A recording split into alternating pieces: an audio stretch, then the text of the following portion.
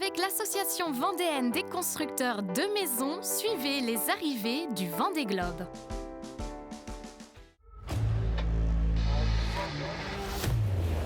Pendant 2 heures là, on est dans un établi avec un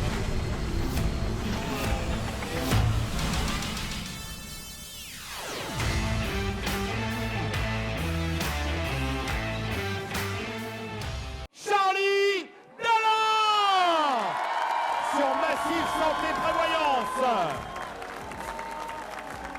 Ce mardi 14 janvier restera à jamais gravé dans la mémoire de Charlie Dalin, le grand vainqueur de cette 10e édition du Vendée Globe. Vous l'avez peut-être vécu avec nous en direct. Le skipper de Massif Santé Prévoyance a franchi la ligne d'arrivée au large des Sables d'Olonne ce matin à 7h24 après 64 jours, 19h, 22 minutes et 49 secondes de course. Il explose le précédent record établi par Armel Lecléache en faisant 9 jours et 8 heures de mieux à 17,8 nœuds de moyenne. Celui qui avait terminé deuxième lors de l'édition 2020-2021 obtient enfin le Graal, la victoire sur le Tour du Monde à la voile en solitaire, sans escale et sans assistance. Je vous propose d'écouter sa première réaction juste après le franchissement de la ligne à bord de son IMOCA. Je ne sais même pas quoi dire tellement je suis heureux d'être de retour au sable avec un record en plus. Et non, c'était une course vraiment intense. J'ai l'impression d'être parti avant-hier. Franchement, j'ai l'impression d'avoir fait une course de 48 heures. Tellement c'était intense, tellement c'était rapide, tellement ça a enchaîné. On a descendu l'Atlantique Sud à une vitesse folle, 23 jours de mer du Sud. C'est incroyable aussi. Remonter l'Atlantique, pareil.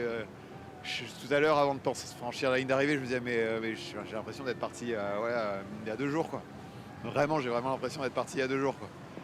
Il y a juste la température qui a changé, quoi, mais non, vraiment super cette course. Le bateau, j'ai eu quelques soucis, mais vraiment pas grand-chose. Le bateau est en parfait état. Grâce au super travail de l'équipe, j'ai les meilleurs du monde dans l'équipe. Et l'un des premiers à avoir félicité Charlie Dalin pour cette victoire, quelques heures avant le passage de la ligne, c'est le tenant du titre, le vainqueur de la précédente édition, Yannick Bestaven, toujours en mer, mais hors course après avoir réparé son bateau en Argentine. Bienvenue dans le club fermé des vainqueurs du Vendée Globe. Et c'est très très mérité. Tu as fait une course formidable. Une route impeccable, un bateau parfaitement prêt, de super vitesse. Donc il était pour toi ce Vendée Globe. Et je ne sais pas si tu te rappelles, il y a 4 ans quand j'ai pris le trophée dans les mains, ce que je t'ai dit. Je t'avais dit dans 4 ans il sera pour toi. Voilà, je ne me suis pas trompé et je suis très très content. C'est vraiment mérité. Charlie Dalin qui a réalisé la course presque parfaite, une course marquée par son duel épique avec Johan Richomme, le skipper de Paprec Arkea. Retour sur ces 65 jours de duel entre les deux hommes avec ce reportage de Mathis Pires. Le 10 novembre dernier, ponton du Vendée Globe, nous les avions laissés ici. 2 hommes parmi les favoris de la course. Moi, c'est Charlie Dalin, j'ai 40 ans, je suis skipper de l'IMOCA Massif Santé Prévoyance. Moi, je suis Johan Richomme, skipper du bateau Paprec Arkea. D'un côté, Charlie Dalin, 2e en 2020, il est aussi le vainqueur de la New York Vendée l'été dernier. J'y pense pas du tout à la victoire, je pense au travail qu'il a réalisé encore jusqu'au départ, au travail que j'aurai à réaliser sur l'eau. Mais ce qui est sûr, c'est que la concurrence sera rude, sûrement plus féroce que sur l'édition 2020. Et de l'autre côté, son concurrent le plus direct, Johan Richomme, est lui, connu pour son expertise en stratégie météo. En scénario météo, pour moi, il y a un peu 2 phases. Une très classique, où en fait, il faut descendre l'Atlantique le plus rapidement possible, prendre les tempêtes des mers du Sud, et après c'est parti. Au large, là où les 2 hommes se connaissent le mieux, ils se partagent les 2 premières places. Et voilà, ça y est, c'est parti. Mais arrivé au Cap de Bonne-Espérance, 20e jour de course, Cap de Bonne-Espérance franchi. un autre homme vient se rajouter à la partie. Allez, croisement avec Seb. Le Sablé Sébastien Simon compte bien leur causer du tort. Le bar noir là c'est Cap de Bonne-Espérance. Nous on est le petit bateau bleu ici. Il vient même prendre la place de leader. Yalla en tête du Vendée Globe, à bord de Groupe du Breuil. Mais son bonheur ne sera que de courte durée. Handicapé par la perte d'un de ses deux foils, le lendemain, Charlie Dalin en profite pour reprendre son trône. Il fallait pas le chercher, le Havrais. Un train à lancer à pleine vitesse dans le froid là. Après ça, impossible pour Sébastien de revenir. Johan et Charlie s'envolent, main dans la main, jusqu'au dernier cap, le Cap Horn. 23h27, heure française, Johan Richomme passe en premier. On a fait le Cap Horn quoi. En tête. Un truc de malade. Mais 9 minutes et 30 secondes plus tard, le Normand le rejoint. Jamais deux skippers n'avaient franchi le Cap Horn avec aussi peu d'écart. Il est là. Il est là ce Cap Horn. L'expert en stratégie météo conservera son avance jusqu'au jour 50. Au large du Brésil, l'architecte naval Charlie Dalin le double et file tout droit. Ça se rapproche de plus en plus, c'est sûr. Et puis je garde un œil sur Johan, qui je sais ne va rien lâcher jusqu'au bout. J'ai l'intention de pousser au maximum, mais aussi de ne pas faire de bêtises. Hein. Ça sert à rien d'aller tout ruiner. Au 65e jour de course au coude à coude, ils sont attendus ce mardi. Les deux hommes ont explosé les compteurs. Presque 10 jours de mieux qu'Armel Lecléache en 2016. Et c'est la deuxième fois qu'un skipper normand remporte le Vendée Globe après Christophe Auguin lors de la 3e édition. C'est également la deuxième victoire pour Massif après celle de François Gabard en 2012-2013. D'autres anciens vainqueurs étaient présents aujourd'hui au Sable d'Olonne pour accueillir Charlie Dalin, Michel Desjoyaux notamment, mais aussi Alain Gauthier, vainqueur du deuxième Vendée Globe en 1992-93. Il a livré lui aussi sa réaction après la victoire de Charlie Dalin. Est-ce que ça change quelque chose dans la vie d'un marin d'avoir gagné le Vendée Globe ? Bien sûr que voilà, c'est qu'on le veuille ou pas, on devient vainqueur de Vendée Globe. On n'est pas très nombreux, 9 maintenant avec Charlie, parce que Michel Desjoyaux en a gagné 2 à lui tout seul. Et donc voilà, on n'est pas nombreux, ça arrive tous les 4 ans. Il faut beaucoup de travail, beaucoup d'abnégation, beaucoup de détermination pour y arriver. Charlie a démontré toutes ses qualités. Rappelez-vous, il y a 4 ans, c'était quand même pas simple pour lui. Et ben là, il a démontré qu'il avait sa place avec une magnifique bagarre, parce qu'on peut rendre hommage aussi à Johan et à Seb Simon aussi d'un autre côté. Donc dans ce club très privé des vainqueurs du Vendée Globe, il n'énote pas Charlie. Ah non, non. Aucun vainqueur de Vendée Globe ne détonne. Chacun avec sa manière, avec sa méthode, avec son état d'esprit. Yannick Besteven avait fait une course magnifique aussi il y a 4 ans. Il n'avait pas eu de réussite du côté du Brésil. Et puis finalement, la réussite lui était revenue à la fin de justesse. Donc voilà, chacun met sa patte sur le Vendée Globe. Et c'est très bien ainsi. Ouais. Globalement, qu'est-ce que vous avez pensé de cette 10e édition, Alain, vous qui les avez toutes suivies ? Splendide. Splendide. On aurait aimé avoir une bagarre à 3. C'est vraiment dommage que Sébastien Simon ait cassé ce foil parce qu'il était complètement dans le match. Sans doute un peu l'invité surprise dans ce duel de favoris. Il en manquait quelques-uns, bien sûr, qui, hélas, n'ont pas eu la réussite au bon moment. Et Seb Simon a démontré vraiment une très belle valeur. Mais le duel a été magnifique. L'écart est un peu plus grand que ce qu'on a eu l'habitude de voir ces dernières années, entre le premier et le deuxième, mine de rien. Mais en tout cas, vraiment une course incroyable. Dur à avaler pour le groupe des chasseurs qui n'ont pas été servis. Là, c'est vraiment un problème de réussite puisqu'ils se sont donnés à fond aussi. Ils n'ont pas eu de grosses casses, c'est juste le timing. Et sur ce Vendée Globe, le timing a été essentiel, que ça soit à partir du Brésil à l'aller, tout de l'Atlantique Sud, et puis après les 2 autres océans. Donc les premiers ont bénéficié vraiment de conditions assez incroyables. Alain Gauthier au micro de notre confrère de Ouest France, Philippe Joubin, autre figure de la voile présente aujourd'hui au Sable et qui avait vécu avec passion cette arrivée et l'ensemble de la course, c'est Catherine Chabot, la première femme à avoir bouclé en course un tour du monde à la voile en solitaire et sans escale. Elle aussi a livré ses impressions après cette belle arrivée. Extrêmement émouvant, même si on ne l'a pas vécu sur l'eau, on était en cabine. Mais d'abord, tout était là, quoi. La beauté de la lune, le soleil qui se lève, etc. Et les derniers instants où on sent jusqu'au bout la concentration de Charlie. Et puis, enfin, il coupe la ligne. Et là, c'est le relâchement. Et on a l'impression qu'il est lui-même étonné. Et c'est fini, je l'ai fait, mission accomplie, quoi. Un peu la revanche d'il y a 4 ans.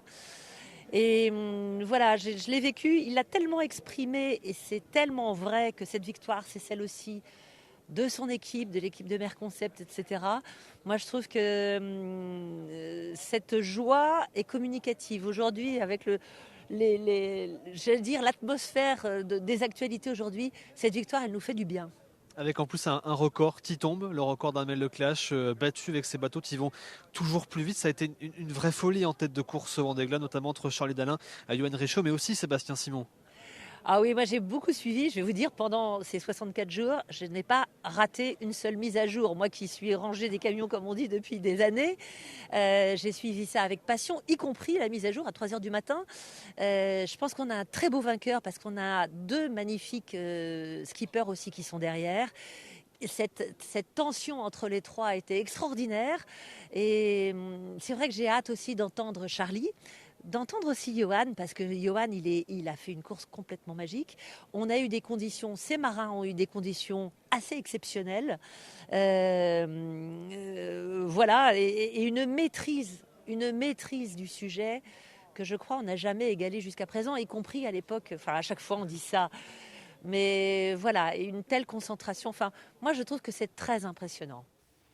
Et après avoir franchi la ligne d'arrivée tôt ce matin, Charlie Dalin a dû patienter pour remonter le mythique chenal des Sables d'Olonne en raison de la marée et attendre que le niveau d'eau soit suffisant. Il a donc remonté ce chenal à partir de 13h50 cet après-midi. C'était un véritable bain de foule et un moment toujours plein d'émotions pour le vainqueur du Vendée Globe. Je vous propose de revivre quelques minutes de cette remontée du chenal et de vous replonger dans l'ambiance sans commentaire. Regardez.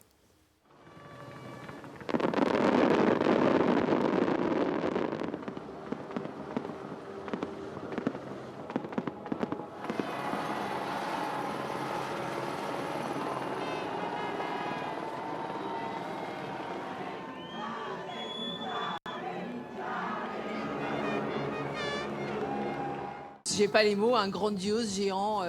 Et effectivement, il fait presque beau, presque chaud. Les images parlent d'elles-mêmes. Et là, on vit l'entrée dans le mythique chenal des Sables d'Olonne. Donc c'est énorme.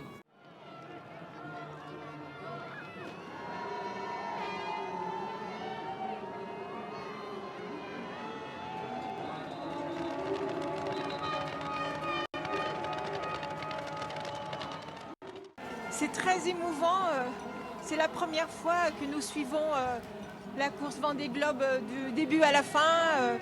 Nous l'avons soutenue depuis le départ et nous avons attendu même cette nuit. Nous étions là au moment de son arrivée en mer. Et là maintenant de le voir, c'est émouvant, très émouvant et je suis super contente. Vraiment. Vous retenez vos larmes? Oui, vraiment.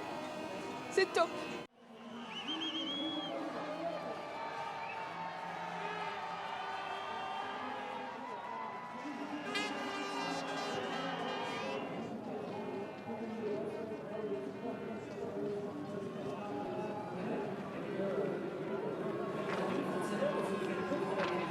Une émotion assez forte parce que bon, je pense que c'est impressionnant pour lui comme pour nous.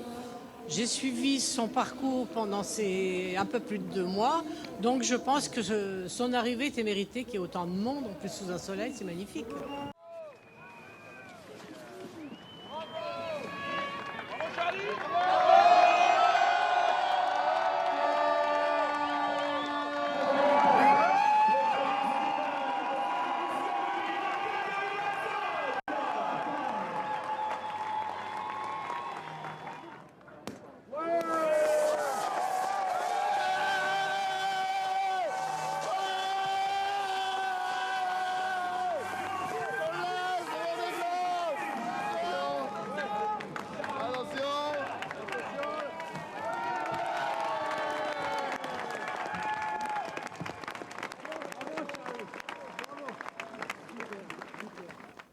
Et après avoir posé pied à terre, Charlie Dalin a pu répondre aux différentes questions des journalistes. Et même s'il est revenu avec un bateau en très bon état, il n'a pas été épargné par les avaries. Et il a enfin pu nous en dire un peu plus.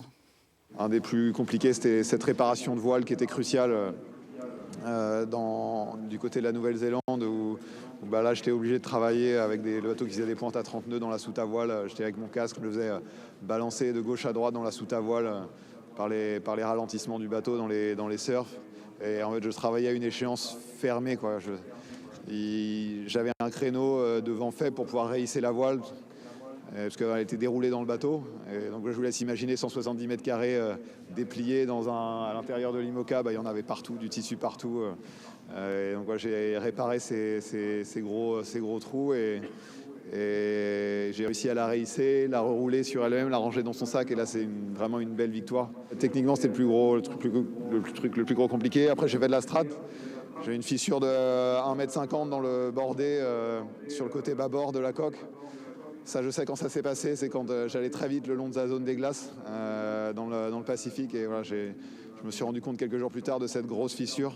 Après, j'ai eu un problème d'hydraulique dans la descente de l'Atlantique. J'ai perdu pas mal d'hydraulique de quille. J'ai le moteur qui s'est désolarisé de la pompe là. Et donc j'ai perdu pas mal d'hydraulique, mais heureusement, je me suis rendu compte assez tôt du problème et avec l'hydraulique de spare qu'on avait, ça a permis de refaire le niveau et de pouvoir continuer sans problème. Voilà. Et puis j'ai changé un V1 de pilote, j'ai changé quelques bloqueurs, j'ai changé une drisse, j'ai changé des écoutes, mais voilà, à chaque fois, en fait, à chaque problème, avec l'équipe, on arrivait à trouver une solution où on avait la pièce de rechange et donc j'arrivais à remettre le bateau à 100% de son potentiel. Après avoir quitté le ponton, Charlie Dalin a pu profiter encore d'un bain de foule en déambulant au milieu des spectateurs et il s'est prêté au jeu des selfies et des autographes auprès des spectateurs venus nombreux avant donc de rejoindre le podium du Vendée Globe et de soulever ce fameux trophée qu'il convoitait tant. Des dizaines de milliers de personnes sont venues acclamer le vainqueur de cette 10e édition. Une journée pleine d'émotions pour le public également. Des sourires, quelques larmes et surtout beaucoup d'applaudissements. Le moins qu'on puisse dire, c'est que l'arrivée de Charlie Dalin n'a pas laissé indifférent dans le chenal. L'ambiance était au rendez-vous et le public était aux premières loges pour immortaliser ce moment inédit. Et c'est justement le cas d'Alexandra qui est arrivée dès 13h ici. Alors Alexandra, qu'est-ce que vous avez retenu de ce moment ? Toute une ambiance qui était sympa, tout le monde en cohésion. On était là pour l'arrivée du vainqueur, pour Charlie, et c'était génial, quoi. Le cœur qui battait quand même super fort pour pouvoir d'être là, c'était super. Et on en a parlé ensemble juste avant, vous vous êtes même arrangé pour avoir un petit repos aujourd'hui et pour être là ?